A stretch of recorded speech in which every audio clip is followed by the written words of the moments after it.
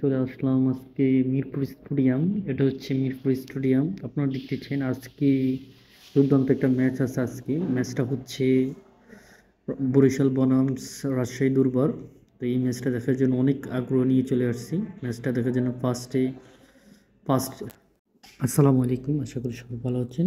আলহামদুলিল্লাহ রহমতে ভালো হচ্ছে। চলে আজকে সকাল সকাল রেডি হয়ে গোসল টোসল করে রেডি হয়ে রওনা দিচ্ছি। আসলে গতকালকে অনলাইনে বিপিএল টিকিট কাটলাম, সেটা হচ্ছে বরিশাল বনাম রাজশাহী ম্যাচটা। কারণ আমি শাহিন আফ্রিদির মাই ফেভারিট প্লেয়ার আর তামিম ইকবাল আছে, সেই জন্য হয়তো খেলাটা দেখার ইচ্ছে ছিল।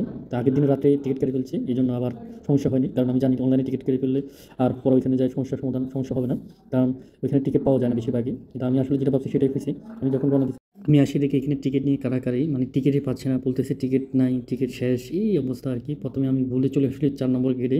আসলে আমার টিকিট হচ্ছে 1 নম্বর গেট, ওইখানে আমি ফিনতে খেয়াল করি নাই। পরে দেখতেছি যে হেঁটে হেঁটে চলে আসলাম আমার যে গেট 5 নম্বর, ওই গেটে আসি। আসার পর দাঁড়ায় রয়েছে অনেকে, অনেকে টিকিটের জন্য হাহাকার করতেছে, টিকিটে পাইতেছে না। অনেকে আবার অনলাইনে কাটছে, এটা আবার প্রিন্ট হচ্ছে না। আমারটাও সেম প্রবলেম ছিল, প্রিন্ট হয়নি। পরে অনেকক্ষণ দেখতেছি সাংবাদিকরা আসছে, মোটামুটি অনেক নিউজ রিপোর্টার আসছে। এখানে সমস্যা হচ্ছে 1 নম্বর গেটে টিকিট নিয়ে অনেক ভাঙচুর রয়েছে, বাট আমরা 5 নম্বর গেটে আছিলাম। তারপর দেখতেছি বরিশাল প্লাস হচ্ছে দুর্বার রাজশাহীর পতাকা প্লাস হচ্ছে জার্সি। অনেকেই দেখতেছি দাঁড়ায় টিকিটের জন্য, অনেকে মানে কালোবাজারি থেকে টিকিট কিনতেছে, আবার কেনার জন্য দাঁড়া রয়েছে। এক একটা টিকিট 200 টাকার টিকিট 1000 টাকা দিয়ে কেনার জন্য অনেকে রাজি। তারপর চিন্তা করলাম টিকিটটা প্রিন্ট করে আনতে হবে। তারপর চলে আসলাম প্রিন্টের দোকানে, কারণ প্রিন্ট না করে আসলে এগুলো এটা দেখা যাবে না, মোবাইলে দেখালে হবে না, তারা বলতেছে প্রিন্ট করতে হবে। তারপর চিন্তা প্রিন্ট করা সম্পন্ন পরে চলে আসি। চিন্তা করলাম যে খাওয়া দাওয়া তো দরকার আছে, প্লাস হচ্ছে এটা হচ্ছে বড় 3-4 ঘন্টা ব্যবধান একটা। তারপর চিন্তা করলাম যে খাওয়া দাওয়া করি, তারপর হোটেলে একটা ঢুকি, যা নর্মাল যা খাইছি তাই খাওয়া দাওয়া শেষ করে তারপর চলে আসলাম মাঠে। মাঠে আসার আগে মানে ঢুকাতে যে সমস্যা, এটা নেওয়া যাবে না, ওইটা নেওয়া যাবে না, প্রবলেম। তারপর আবার বহুত মানুষ সিরিয়াল মেনটেন করে ঢুকতেছি। অবশেষে যা ঢুকছি, ঢোকার পর পরে দেখতেছি প্রচণ্ড রোদ। আর এখানে বসা যাবে না, ওইখানে বসলে যে রোদ, যেখানে বসে এখানে রোদ। মানে এখানে আমি যে স্ট্যান্ড টিকিট কাটছি ওই স্ট্যান্ডের গ্যালারির ওইখানে প্রচণ্ড রোদ, মানে পুরো স্টেডিয়ামে রোদ তখন ছিল। কারণ খেলাটা হচ্ছে মিড ডে, দুপুরে একেবারে দুপুর নাগাদ খেলাটা শুরু হয়েছে, তো এই কারণে প্রচণ্ড রোদ, কোথাও বসা যায় না। পরে চিন্তা করলাম যে সব গ্যালারিতে মানে এরিয়া মানে মোটামুটি একটু হেঁটে এদিক দিয়ে ওদিক দিয়ে সব জায়গায় দেখছি, সব জায়গায় সময় সময় রোদই পড়তেছে। তারপর চিন্তা করলাম না, পিছন দিয়ে যাই দাঁড়াই থাকি, ওইখানে দাঁড়াই থাকলে ভালো লাগে, কারণ ওইখানে রোদ পড়তেছে প্রচুর। কারণ চেয়ার একটা তো বসা যায় না, প্রচণ্ড রোদ পড়তেছে। পরে চিন্তা করলাম যে বাইরে খেলা শুরু হয়ে গেছে অলরেডি, আমরা ঢুকার আগে খেলা শুরু হয়ে গেছে অলরেডি। আমরা যখন ঢুকছি তখন একেবারে মানে প্রথম দিকে চলে এসেছে, কারণ আমরা লেট করে ঢুকছি। সিরিয়াল মেনটেন করে ওরা যা এক এক সময় এক একটা মানে সিরিয়ালের কারণ দাঁড়াইতে দাঁড়াইতে সময় খেলা শুরু হয়ে গেছে। শাহিন আফ্রিদি প্রথম ওভার করছে, মোটামুটি ভালোই করছিল প্রথম ওভারে।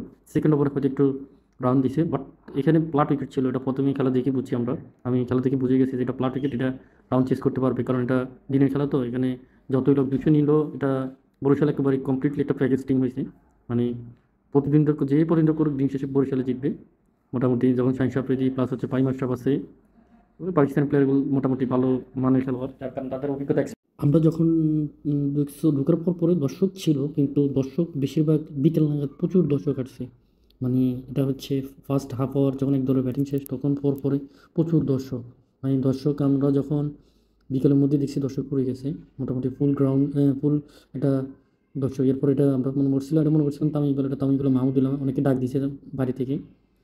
তো এরপরে গলা শুকিয়ে গেছে, প্রচণ্ড গরম, প্লাস হচ্ছে এখানে গরম পড়তেছে, প্লাস হচ্ছে দেখে দিয়েছি ঠান্ডা একটা আইসক্রিম খাবো, পরে খাইছি ঠান্ডা আইসক্রিম, দোকানে চলে আসলাম। তারপরে আসলে খাবারের দোকান দেখতেছি দ্বিগুণ দাম বাইরে থেকে। এই জিনিসটা সবচেয়ে বেশি ভালো লাগছে, যে এটা হচ্ছে মুগ্ধ ওয়াটার কর্নার। কোটা আন্দোলনে যারা শহীদ হয়েছে তাদের মধ্যে মুগ্ধ ছিল পানি দিতে গিয়ে। তো এটা তারা একটা ভালো দিক রাখছে, যে ফ্রি কর্নার, মোটামুটি সবার জন্য পানি উন্মুক্ত করছে, যে আসে সে খাবে। কিন্তু আমি অনেকক্ষণ দাঁড়াইছি, পাইনি সিরিয়াল অনেক, মানে যে ইচ্ছা, মানে এখানে প্রচণ্ড পানি পাওয়া যায় না। তো